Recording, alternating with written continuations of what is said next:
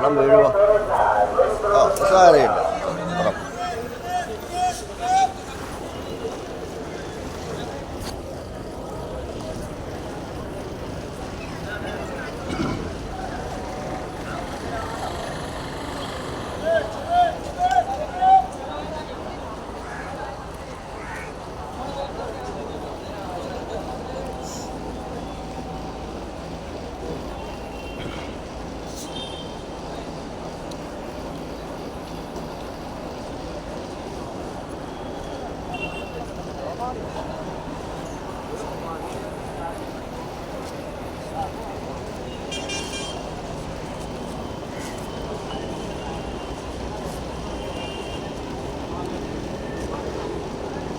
ബഹുമാന്യരായ സഹോദരന്മാരെ,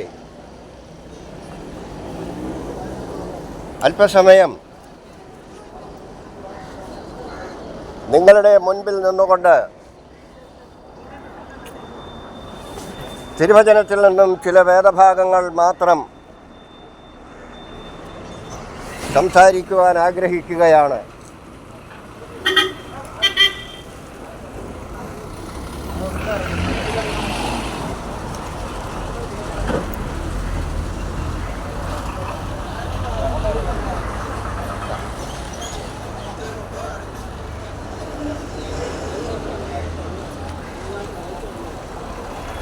പ്രിയമുള്ളവരെ,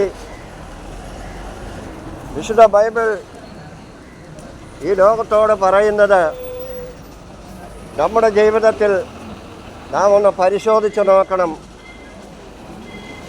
നമ്മുടെ ജീവിതയാത്രയിൽ നാം അറിഞ്ഞും അറിയാതെയും അനേകമായ ആപത്തുകളിൽ നിന്നും അനർത്ഥങ്ങളിൽ നിന്നുമൊക്കെയും ദൈവമാണ് നമ്മെ വിടുവിക്കുന്നത് എന്ന് നാം ഓർത്തിരിക്കേണ്ടതുണ്ട്. കാരണം ദൈവത്തിൻ്റെ സ്നേഹം നമുക്ക് തിരിച്ചറിയണമെങ്കിൽ, ദൈവത്തിൻ്റെ സ്നേഹമാണ് ഞാനിന്ന് അനുഭവിക്കുന്നതെന്ന് നാം തിരിച്ചറിയണമെങ്കിൽ, നമ്മൾ നമ്മുടെ ഹൃദയത്തിൽ ദൈവത്തെ സ്വീകരിക്കേണ്ടതുണ്ട് എന്ന് വിശുദ്ധ ബൈബിൾ ഈ ലോകത്തെ ബോധ്യപ്പെടുത്തുന്നുണ്ട്. മത്തായിയുടെ സുവിശേഷം 5-ാം അധ്യായം നാം പഠിക്കുമ്പോൾ അവിടെ ഗിരിപ്രഭാഷണം, യേശുക്രിസ്തുവിൻ്റെ ഏറ്റവും വലിയ പ്രസംഗമാണത്. ഈ ഗിരിപ്രഭാഷണത്തിൽ കൂടി ഇവിടുത്തെ മനുഷ്യരെപ്പറ്റി, അവരുടെ ജീവിത രീതികളെപ്പറ്റി, അവർ കടന്നു പോകുന്ന വഴികളെപ്പറ്റി, അവരുടെ വേദനകളെപ്പറ്റി, അവർ അനുഭവിക്കുവാൻ പോകുന്ന സന്തോഷത്തെപ്പറ്റി, അങ്ങനെ അനേകം കാര്യങ്ങളാണ് ഗിരിപ്രഭാഷണത്തിൽ കൂടി യേശു ഈ ലോകത്തെ ബോധ്യപ്പെടുത്തുന്നത്. കാരണം യേശുക്രിസ്തുവിൻ്റെ ശിഷ്യനായ അപ്പോസ്തലനായ പത്രോസ് യേശുവിൻ്റെ ശിഷ്യനാകുന്നതിന് മുൻപ് അദ്ദേഹം ഗലീലാക്കടലിലെ ഒരു മീൻപിടുത്തക്കാരനായിരുന്നു. ആ മനുഷ്യൻ പരമ്പരാഗതമായി മീൻപിടുത്തത്തിൽ ഏർപ്പെട്ടിരുന്ന ഒരു കുടുംബത്തിലെ അംഗമായിരുന്നു. യേശുവിനെ സ്വീകരിക്കുന്നതിന് മുൻപ്, അല്ലെങ്കിൽ യേശു പത്രോസിനെ ശിഷ്യനായി വിളിക്കുന്നതിന് മുൻപ് പത്രോസിൻ്റെ ജീവിതം പരിശോധിച്ചു നോക്കിയാൽ നമ്മളുടെ ഓരോരുത്തരുടെയും ജീവിതത്തിൽ നാം അനുഭവിച്ചു കൊണ്ടിരിക്കുന്നതും നമ്മുടെ പ്രത്യാശ, അല്ലെങ്കിൽ നമ്മുടെ പ്രതീക്ഷ, നമ്മുടെ ആഗ്രഹം, അതിനുവേണ്ടി നാം പോരാടുമ്പോൾ പലപ്പോഴും നിരാശരായി നാം മടങ്ങിപ്പോകുന്നതും, പലപ്പോഴും അതികഠിനമായ പ്രതികൂല സാഹചര്യങ്ങൾ നേരിടുന്നതും, അതിനെയൊക്കെ അതിജീവിക്കുവാൻ മാനുഷിക രീതിയിൽ താൻ കഠിനാധ്വാനം ചെയ്യുന്നതും, തൻ്റെ പ്രയത്നത്തിന് ഫലം കിട്ടാതെ നിരാശയോടെ ആ മനുഷ്യൻ വീട്ടിലേക്ക് പോകുന്നതുമായ അനേക കാര്യങ്ങൾ പത്രോസിൻ്റെ ജീവിതം പഠിച്ചു നോക്കുമ്പോൾ നമുക്ക് മനസ്സിലാക്കുവാൻ കഴിയും. ഇതൊക്കെയും നമ്മുടെ ജീവിതത്തിൽ എന്നും സംഭവിച്ചു കൊണ്ടിരിക്കുന്നതാണ്. എന്നാൽ യേശു പത്രോസിനെ തൻ്റെ ശിഷ്യനായി വിളിച്ച ശേഷം യേശു പത്രോസിനോട് പറഞ്ഞത്, ഇനി നീ മീൻ പിടിക്കുന്നവനല്ല, മനുഷ്യനെ പിടിക്കുന്നവനാക്കി നിന്നെ ഞാൻ മാറ്റാം, എൻ്റെ കൂടെ വരിക എന്നുള്ളതാണ്. നമ്മുടെ ജീവിതത്തിൽ നമുക്ക് പല പ്രതീക്ഷകളും പല ആഗ്രഹങ്ങളുമുണ്ട്. എന്നാൽ അത് ഒന്നുപോലും നമ്മുടെ ജീവിതത്തിൽ സഫലമാകുവാൻ സാധ്യതയില്ലാത്ത സാഹചര്യങ്ങളുമുണ്ട്. അത് പത്രോസിൻ്റെ ജീവിതം നാം പരിശോധിച്ച് നോക്കുകയാണെങ്കിൽ നമുക്ക് മനസ്സിലാക്കുവാൻ കഴിയുകയും ചെയ്യും.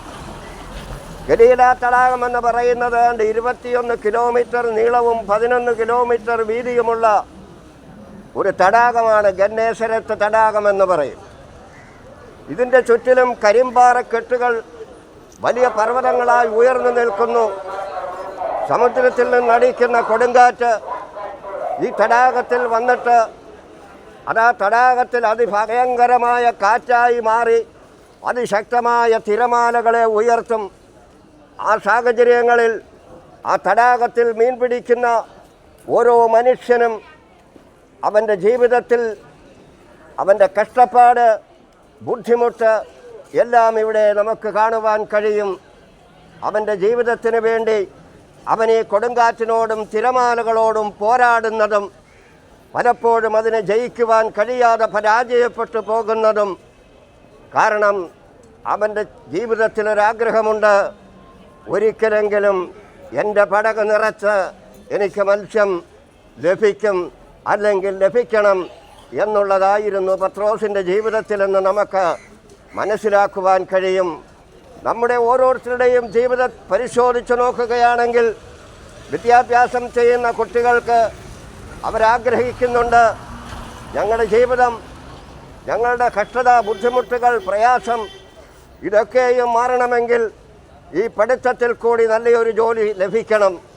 ആ നല്ല ജോലി ലഭിച്ചെങ്കിൽ മാത്രമേ ഞങ്ങളുടെ ജീവിതത്തിന്, ഞങ്ങളുടെ കഷ്ടതകൾക്ക് ഒരർത്ഥമുള്ളൂ എന്ന് അവർ ചിന്തിച്ച് അവർ മുൻപോട്ട് പോകുന്നുവെങ്കിലും അനേകരുടെയും ഹൃദയത്തിൽ അവരുടെ ആഗ്രഹങ്ങൾ സഫലമാകാതെ, സാധിക്കാതെ നിരാശരായി നടക്കുന്നത് നമുക്ക് കാണുവാൻ കഴിയും. എൻ്റെ ജീവിതത്തിൽ ചില അനുഭവങ്ങളുണ്ട്, ഞാൻ പറയാം. ഞാനൊരു പാറമടയിൽ ജോലി ചെയ്യുന്ന ഒരു വ്യക്തിയായിരുന്നു കുറേ കാലം.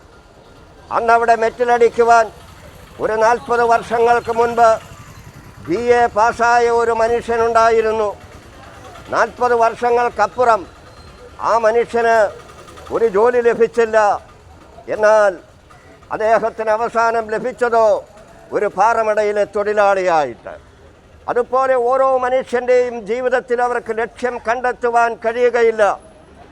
എന്നാൽ ഇവിടെ പത്രോസിൻ്റെ ജീവിതം നാം പരിശോധിക്കുകയാണെങ്കിൽ നമ്മുടെ ജീവിതത്തിൽ നമുക്കൊരു ലക്ഷ്യമുണ്ട്. ആ ലക്ഷ്യത്തിലേക്ക് നാം അനേക പ്രതികൂല സാഹചര്യങ്ങളെ അതിജീവിച്ചു കൊണ്ടായിരിക്കും നിൽക്കുന്നത്. എങ്കിലും ദൈവം നമ്മെ സഹായിക്കുന്നില്ല എങ്കിൽ പ്രിയമുള്ളവരെ, ഒരിക്കലും നമുക്ക് ലക്ഷ്യത്തിൽ എത്തിച്ചേരുവാൻ കഴിയുകയില്ല എന്നുള്ളത് പത്രോസിൻ്റെ ജീവിതം പഠിക്കുമ്പോൾ നമുക്ക് കാണുവാൻ കഴിയും. യേശു പത്രോസിനെ ശിഷ്യനാക്കി ചേർത്തതിന് ശേഷം ആ യേശുവിനോട് കൂടെ പത്രോസ് നടക്കുകയും യേശു പറഞ്ഞു, പത്രോസേ, ഇനി നീ ഇന്ന് മുതൽ മനുഷ്യനെ പിടിക്കുന്നവനാണ് എന്ന് പറഞ്ഞത് പത്രോസ് അംഗീകരിക്കുകയും യേശുവിനോട് കൂടെ പോകുകയും ചെയ്തു. അപ്പോസ്തലന്മാരുടെ പ്രവൃത്തികൾ 2-ാം അധ്യായം പഠിക്കുമ്പോൾ അവിടെ യെരുശലേമിൽ വെച്ച് അപ്പോസ്തലനായ പത്രോസ് ശ്ലീഹ 11 പേരുടെ മധ്യത്തിൽ എഴുന്നേറ്റ് നിന്നുകൊണ്ട് യേശു മരിച്ചിട്ട് ഉയർത്തെഴുന്നേറ്റു, ജീവിക്കുന്നു എന്ന യാഥാർത്ഥ്യം ജനത്തെ ബോധ്യപ്പെടുത്തി. അവിടെ പത്രോസിൻ്റെ പ്രസംഗത്തിൽ 3000 പേരാണ് യേശുവിനെ രക്ഷകനും കർത്താവുമായി സ്വീകരിച്ചുകൊണ്ട് സ്നാനമേറ്റത് എന്ന് വിശുദ്ധ ബൈബിൾ നമ്മെ ബോധ്യപ്പെടുത്തുന്നുണ്ട്.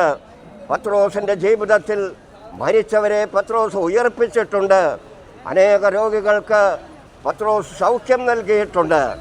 ഇതെല്ലാം കർത്താവായ യേശുക്രിസ്തുവിൻ്റെ ആത്മാവിൻ്റെ ശക്തിയാലാണ് സംഭവിച്ചിരിക്കുന്നത് എന്നുള്ള യാഥാർത്ഥ്യം നാം തിരിച്ചറിയേണ്ടതുണ്ട്. കാരണം പത്രോസ് ഒരു മീൻപിടിത്തക്കാരനായിരുന്നു. എന്നാൽ ഇന്ന് പത്രോസോ മനുഷ്യനെ പിടിക്കുന്നവനാണ് എന്ന് തിരുവചനം പറയുകയും അപ്രകാരം പത്രോസിൻ്റെ ജീവിതം പത്രോസ് മാറ്റിയെടുത്തതല്ല, ദൈവമാണ് പത്രോസിൻ്റെ ജീവിതത്തെ മാറ്റിമറിച്ചത്. ആയതിനാൽ പ്രിയമുള്ളവർ, ഞാൻ പറയുകയാണ്, കർത്താവായ യേശുക്രിസ്തു ഈ ഭൂമിയിലേക്ക് വന്നത് നമ്മളെയൊക്കെയും ഏറ്റവും വലിയ സന്തോഷവും സമാധാനവും തന്ന് നമ്മളെയും നമ്മുടെ തലമുറകളെയും ഉയർത്തുവാനും നമ്മളിൽ കൂടി ഈ ലോകത്ത് ഇന്ന് നഷ്ടപ്പെട്ടു പോയിക്കൊണ്ടിരിക്കുന്നതായ സമാധാനം ഈ ലോകത്തിന് നൽകുവാനും വേണ്ടിയാണ് യേശുക്രിസ്തു ഈ ഭൂമിയിലേക്ക് വന്നതും.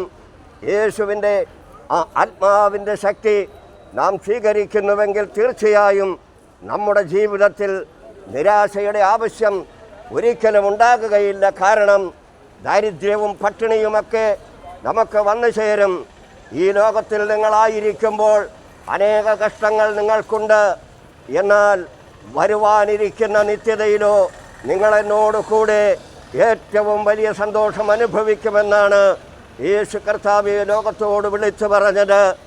എൻ്റെ ജീവിതത്തിൽ ഞാൻ പറയട്ടെ, ഏതാണ്ട് 21 വർഷങ്ങൾ കഴിഞ്ഞു ഈ ബൈബിളുമായി ഈ സമാധാന സുവിശേഷം ഈ കേരളത്തിൻ്റെ അനേക സ്ഥലങ്ങളിൽ, തെരുവുകളിൽ, പട്ടണങ്ങളിൽ, ഇതുപോലെ ബസ് സ്റ്റാൻഡുകളിൽ, നാൽക്കവലകളിൽ, കോളനികളിലൊക്കെയും നിന്ന് വിളിച്ചു പറയുമ്പോൾ അനേകർ ആക്ഷേപിച്ചിട്ടുണ്ട്, കയ്യേറ്റം ചെയ്തവരുണ്ട്, നിന്ദിച്ചവരുണ്ട്, ശരീരത്ത് തുപ്പിവെച്ചവരുണ്ട്.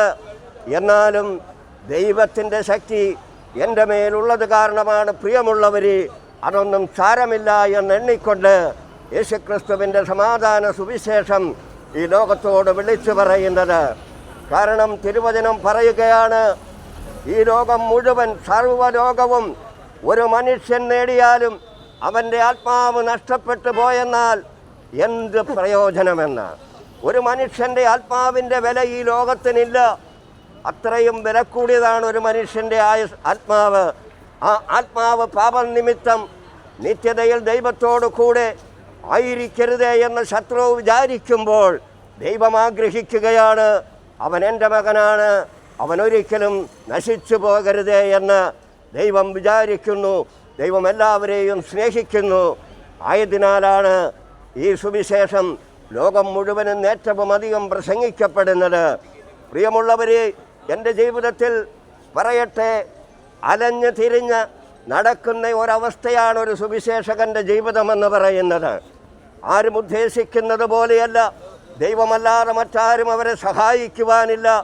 സുവിശേഷകൻ സുവിശേഷത്താൽ ജീവിക്കട്ടെ എന്ന് തിരുവചനം വെളിപ്പെടുത്തുമ്പോൾ ഓരോ സുവിശേഷകനും അവൻ്റെ ജീവിതത്തിൽ അവൻ അലഞ്ഞ് തിരിഞ്ഞ് നടന്നുകൊണ്ട് ഈ നിന്ദയും പരിഹാസങ്ങളുമൊക്കെ വളരെ സന്തോഷത്തോടു കൂടി സ്വീകരിച്ചും കൊണ്ട് യേശുവിൻ്റെ സമാധാന സുവിശേഷം ഈ ലോകത്തെ ബോധ്യപ്പെടുത്തുകയാണ്, ഈ ലോകത്തോടറിയിക്കുകയാണ്. അതാണ് അപ്പോസ്തലന്മാരുടെ പ്രവൃത്തികൾ 1-ാം അധ്യായം അതിൻ്റെ 8-ാമത്തെ വാക്യം പറയുന്നത്. എന്നാൽ പരിശുദ്ധാത്മാവ് നിങ്ങളുടെ മേൽ വരുമ്പോൾ ശക്തി ലഭിച്ചിട്ട് യെരുശലേമിലും യഹൂദ്യയിലും എല്ലായിടത്തും ശമര്യയിലും ഭൂമിയുടെ അറ്റത്തോളം നിങ്ങൾ എൻ്റെ സാക്ഷികളാകുവിനെന്ന്. കാരണം യേശുക്രിസ്തു നമ്മെ എല്ലാവരെയും സ്നേഹിക്കുന്നു. ആ യേശുവിൻ്റെ സ്നേഹം ആർക്കും നമുക്ക് തരുവാൻ കഴിയുകയില്ല. കാരണം യേശുവിൻ്റെ സ്നേഹം നിത്യമാണ്. യേശു തരുന്ന സമാധാനം ഈ ലോകം തരുന്ന സമാധാനമല്ല, അത് അല്പനേരത്തേക്കുള്ളതല്ല. അത് നിത്യതയിൽ ദൈവത്തോടു കൂടെ നാം വസിക്കുമ്പോഴും ആ സമാധാനം നമ്മോട് കൂടെ ഇരിക്കും. അതാണ് ഇന്ന് ലോകത്ത് നഷ്ടപ്പെട്ടു പോയിക്കൊണ്ടിരിക്കുന്നത്. സമാധാനവും സന്തോഷവും സ്നേഹവും അന്വേഷിച്ച് അത് ലഭിക്കുവാൻ വേണ്ടി നാം ഓടുമ്പോൾ പിന്നെയും പിന്നെയും അത് നമ്മളിൽ നിന്ന് അകന്നു പോകുന്നതായി നമുക്ക് കാണുവാൻ കഴിയും. എന്നാൽ പ്രിയമുള്ളവരെ, യേശുവിനെ രക്ഷകനും കർത്താവുമായി നമ്മുടെ ഹൃദയത്തിൽ സ്വീകരിച്ചുകൊണ്ട് യേശുവിന് കഴിയാത്തതൊന്നുമില്ല. എനിക്ക് നഷ്ടപ്പെട്ടത് പോയത് സമാധാനമാണെങ്കിൽ, സന്തോഷമാണെങ്കിൽ, സ്നേഹമാണെങ്കിൽ അത് നമുക്ക് നൽകുവാൻ കർത്താവായ യേശുക്രിസ്തു മരിച്ചവരുടെ ഇടയിൽ നിന്ന് ഉയർത്തെഴുന്നേറ്റ് ഇന്നും ജീവിക്കുന്നു. ആയതിനാൽ നമ്മുടെ ഹൃദയം കർത്താവായ യേശുക്രിസ്തുവിന് സമർപ്പിക്കണമേ എന്ന് ഞാൻ അപേക്ഷിക്കുകയാണ്. കാരണം നമ്മുടെ ജീവിതം ഇവിടെ അല്പസമയത്തേക്ക് മാത്രമേ ഉള്ളൂ. അത് കഷ്ടതകളും പ്രയാസങ്ങളും വേദനകളും നിറഞ്ഞതാണ് പ്രിയമുള്ളവർ. എന്നാൽ വരുവാനിരിക്കുന്ന നിത്യതയിലോ ദൈവത്തോടു കൂടെ എന്നും നമുക്ക് സന്തോഷമായിരിക്കും, സമാധാനമുണ്ടായിരിക്കും. അതാണ് ബൈബിൾ പറയുന്നത്. യേശുവിനെ രക്ഷകനും കർത്താവുമായി സ്വീകരിക്കണമേ എന്ന്. നാം രോഗമായി ഭാരപ്പെടുന്നുവെങ്കിൽ യേശുവിനെ രോഗത്തെ സൗഖ്യമാക്കുവാനുള്ള ശക്തിയുണ്ട്. ആ ശക്തി ലോകത്തോട് കാണിച്ചിട്ടുണ്ട്, ലോകം ബോധ്യപ്പെട്ടിട്ടുണ്ട്. ഇന്നും ലോകമത് അനുഭവിക്കുകയും ചെയ്യുന്നുണ്ട്. കാരണം യേശു മരിച്ചിട്ടില്ല, ജീവിക്കുകയാണ്. കാരണം നമ്മൾ പഠിക്കണം, നാം അറിഞ്ഞിരിക്കണം. ആകാശത്തിൻ്റെ താഴെ മനുഷ്യരുടെ ഇടയിൽ രക്ഷിക്കപ്പെടുവാൻ യേശു കർത്താവിൻ്റെ നാമമല്ലാതെ വേറെ ഒരു നാമവുമില്ല എന്ന് നമ്മുടെ ജീവിതത്തിൽ ബോധ്യം വരണമെങ്കിൽ നമ്മുടെ ഹൃദയത്തിൽ പ്രിയമുള്ളവരെ നാം യേശുവിനെ രക്ഷകനും കർത്താവുമായി സ്വീകരിക്കണം. അപ്പോഴാണ് നമുക്ക് ആ യാഥാർത്ഥ്യം മനസ്സിലാക്കുവാൻ കഴിയുന്നതും. അത് നമ്മുടെ ജീവിതത്തിൽ നാം അനുഭവിക്കുമ്പോൾ നമുക്ക് പിന്നെയും പിന്നെയും ദൈവത്തോട് അടുത്ത് ചെല്ലുവാനും ദൈവത്തിൻ്റെ സ്നേഹം മനസ്സിലാക്കുവാനും നമുക്ക് കഴിയും. ആയതിനാൽ നിങ്ങളെ എല്ലാവരെയും കർത്താവായ യേശുക്രിസ്തു ധാരാളമായി അനുഗ്രഹിക്കട്ടെ എന്ന പ്രാർത്ഥനയോടെ ഞാൻ എൻ്റെ വാക്കുകൾ ഇപ്പോഴിവിടെ അവസാനിപ്പിക്കുന്നു.